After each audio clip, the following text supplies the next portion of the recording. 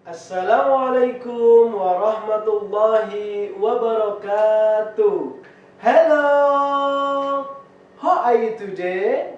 Are you feeling good? Alhamdulillah. Okay, before we study, let's say basmalah together. Bismillahirrahmanirrahim. Pada pertemuan kemarin, kita sudah belajar bersama tentang Asmaul Husna.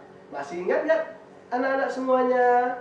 Tentang Al-Hayyu, Al-Qayyum, Al-Ahad. Masih ingat? Mudah-mudahan masih ingat. Oke, student. What do you know about Kitabullah?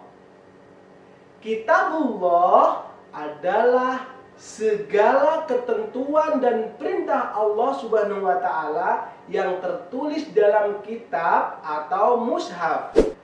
Oke, hari ini kita akan belajar bersama tentang iman kepada kitab-kitab Allah, mengenal nama kitab-kitab Allah beserta Rasul yang menerimanya, meyakini Al-Quran sebagai kitab terakhir, mengetahui isi pokok kitab suci Al-Quran. Sebelumnya, Pak Imran akan membacakan dulu surat An-Nisa ayat 136. A'udzu billahi minasy syaithanir rajim. Bismillahirrahmanirrahim. Ya ayyuhalladzina amanu aminu billahi wa rasulihi wal kitabil ladzi nazzala ala rasulihi wal kitabil ladzi anzala min qabl wa man yakfur billahi wa malaikatihi wa kutubihi wa rusulihi wal yawmil akhir faqad dhalla dhalalan ba'ida. Artinya, wahai orang-orang yang beriman, tetaplah beriman kepada Allah dan Rasulnya Muhammad, dan kepada kitab Al-Quran yang diturunkan kepada Rasulnya, serta kitab yang diturunkan sebelumnya. Barang siapa ingkar kepada Allah, malaikat-malaikatnya, kitab-kitabnya, rasul-rasulnya, dan hari kemudian, maka sungguh orang itu telah tersesat sangat jauh. Quran Surat An-Nisa ayat 136. Believe in the book of Allah. Iman kepada kitab-kitab Allah merupakan rukun iman yang ketiga. Iman kepada kitab-kitab Allah artinya meyakini dan percaya adanya kitab-kitab Allah Subhanahu wa Ta'ala yang diturunkan kepada para rasul. Iman kepada kitab bisa pula diartikan keyakinan bahwa apa yang ada di dalam kitab-kitab Allah semuanya adalah firman Allah, bukan buatan orang ataupun perkataan Nabi dan Rasul. Kitab-kitab Allah diturunkan melalui perantara malaikat Jibril. Masih ingat tidak tugasnya malaikat Jibril? Yaitu menyampaikan wahyu. Tujuan diturunkannya kitab-kitab Allah adalah sebagai pedoman hidup. Pedoman hidup manusia agar selamat dunia dan akhirat. Orang-orang yang mengamalkan kitab-kitab Allah akan masuk surga. Mengenal nama kitab-kitab Allah dan Rasul penerimanya. Kitab-kitab Allah ada 4. Di antaranya ada Taurat, ada Zabur, ada Injil, dan ada Al-Quran. Taurat diturunkan kepada Nabi Musa alaihissalam. Kitab Zabur diturunkan kepada Nabi Daud alaihissalam. Kitab Injil diturunkan kepada Nabi Isa alaihissalam. Dan Al-Quran diturunkan kepada Nabi Muhammad SAW. Al-Quran menjadi penyempurna kitab-kitab terdahulu. Meyakini Al-Quran sebagai kitab terakhir. Salah satu kitab Allah yang wajib kita yakini adalah Al-Quran. Al-Quran adalah semua firman Allah SWT yang diturunkan kepada Nabi Muhammad SAW melalui perantara malaikat Jibril dan mendapat pahala bagi yang membacanya. Al-Quran merupakan mukjizat terbesar Nabi Muhammad SAW. Al-Quran merupakan kitab suci umat Islam. Al-Quran diturunkan secara bertahap selama 22 tahun, 2 bulan, 22 hari. Al-Quran terdiri dari 30 juz dan 114 surat.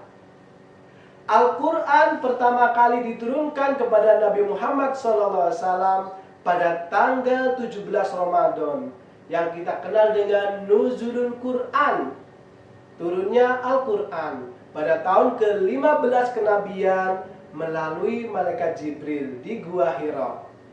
Ayat yang pertama kali turun adalah surat Al-Alaq ayat 1-5. Sedangkan ayat yang terakhir turun adalah surat Al-Maidah ayat 3. Ayat terakhir diturunkan saat Nabi Muhammad SAW sedang wukuf pada Haji Wada tanggal 9 Dzulhijjah tahun 10 Hijriah. Surat-surat dalam Al-Quran ada yang dinamakan golongan surah Makkiyah dan juga ada yang dinamakan golongan surah Madaniyah.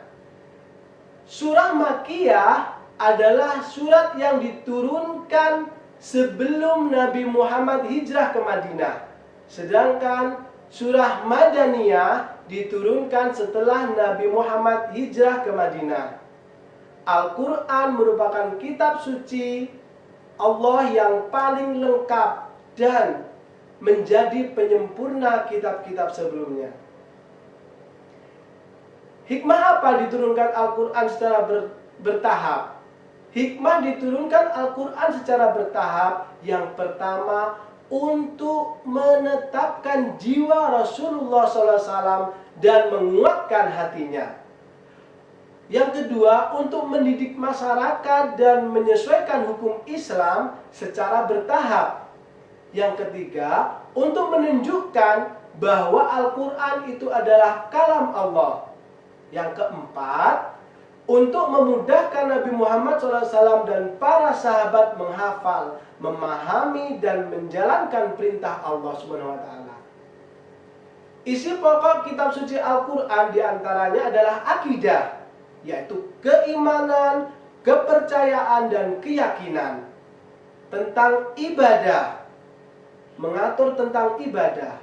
Tentang syariah, yaitu hukum dan aturan yang ditetapkan oleh Allah untuk manusia.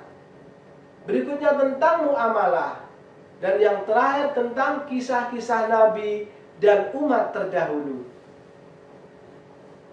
Apa sih kira-kira contoh perilaku bahwa yang mencerminkan bahwa kita itu beriman kepada kitab-kitab Allah?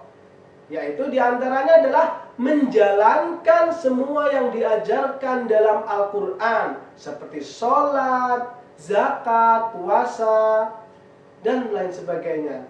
Yang kedua, selalu berbuat kebaikan, seperti berbakti kepada kedua orang tua dan selalu menyayangi kepada sesama. Yang ketiga, selalu membaca Al-Quran, tadarus setelah melaksanakan sholat wajib atau saat waktu luang. Yang keempat, berusaha menghafal, mempelajari Al-Quran. Contohnya, mengaji ke TPQ, ke musola, ke masjid. Okay, that's all for today. Let's review the lesson we have learned about belief in the book of Allah. Iman kepada kitab-kitab Allah adalah meyakini adanya kitab-kitab Allah SWT yang diturunkan kepada para rasul. Kitab-kitab Allah yang wajib kita imani ada 4, yaitu Taurat, Zabur, Injil, dan Al-Quran. Al-Quran adalah semua firman Allah yang diturunkan kepada Nabi Muhammad SAW melalui malaikat Jibril dan mendapat pahala bagi yang membacanya. As your assignment, read this question. Number 1. Apa yang dimaksud iman kepada kitab-kitab Allah SWT? Number 2. Sebutkan 4 nama kitab Allah beserta nama nabi yang menerimanya. Number 3. Sebutkan 2 sikap yang mencerminkan beriman kepada kitab-kitab Allah. Okay, thank you for your attention. Let's close by saying hamdalah together. Alhamdulillahi Rabbil Alamin. See you next time, insyaallah. Wassalamualaikum warahmatullahi wabarakatuh.